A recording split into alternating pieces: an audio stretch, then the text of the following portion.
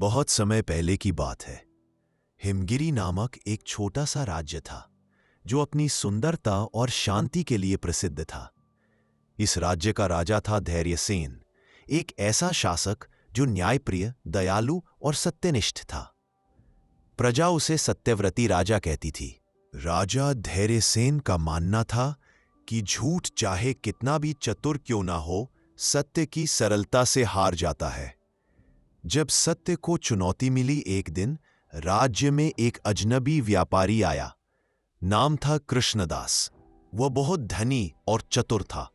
उसने कुछ ही महीनों में व्यापार में पकड़ बना ली और धीरे धीरे राजमहल तक अपनी पहुंच बना ली। वह राजा से मिला, मीठी बातें की और कहा, महाराज, अगर आप मुझे राज्य का वित्त मंत्री बना दे तो मैं खजाना 2 गुना कर दूंगा। राजा को शंका तो हुई, परंतु उसने कहा, ठीक है, पर एक शर्त है। हर महीने जनता को तुम्हारे कार्यों का हिसाब दूंगा और यदि कोई शिकायत मिली तो तुम्हें पद छोड़ना होगा। कृष्णदास ने मुस्कुराकर हामी भर दी।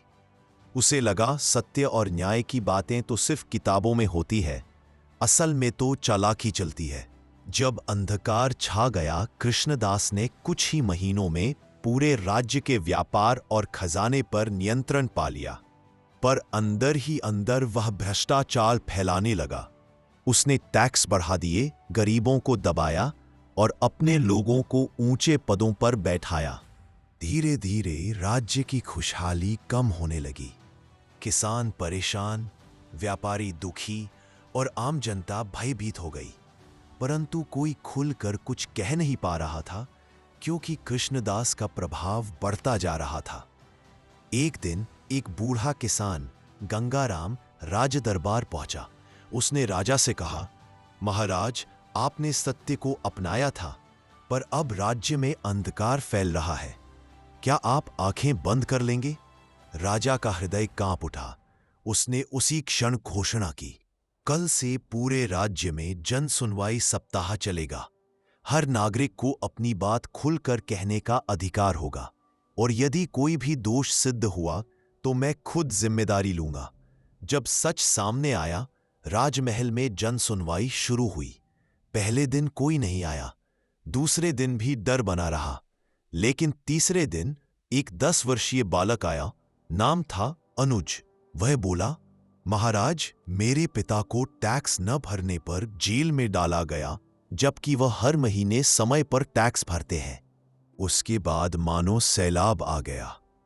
लोग आने लगे, सबूत लाने लगे, दस्तावेज, चिट्ठियां, गवाह। यह स्पष्ट हो गया कि कृष्णदास ने योजनाबद्ध तरीके से धोखा दिया था। राजा ने बिना देरी किए एक खुला दरबार बुलाया। हजारों की भीड़ के सामने उसने कहा, जिसने सत्य को ललकारा उसे अब सत्य ही उत्तर देगा। राजा ने न्यायालय में स्वयं जांच बैठाई, कृष्णदास को बुलाया और कहा, तुम्हें अपने कृत्यों का उत्तर देना होगा। राजा राजा का नहीं, जनता का है और जनता के साथ छल राजद्रोह के बराबर है। कृष्णदास के पास कोई उत्तर न था। उसने घुटनों पर आकर माफी मांगी, पर राजा ने उसे सजा दी। सारा धन जब्त कर लिया गया और उसे राज्य से निष्कासित कर दिया गया। राज्य में फिर से शांति लौट आई। राजा ने नए वित्त मंत्री के रूप में एक शिक्षित, ईमानदार और गरीब परिवार से आए युवक को नियुक्त किया।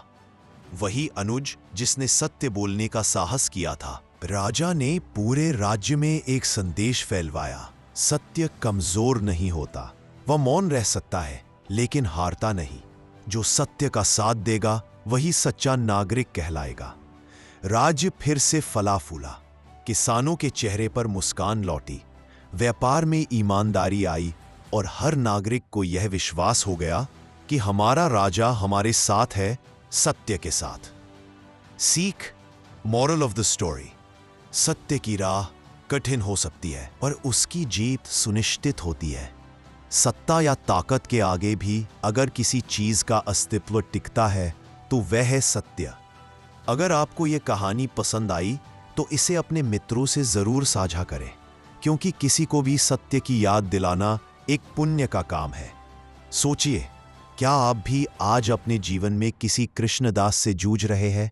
तो डरो मत, क्योंकि अंत में सत्य की जीत होती है।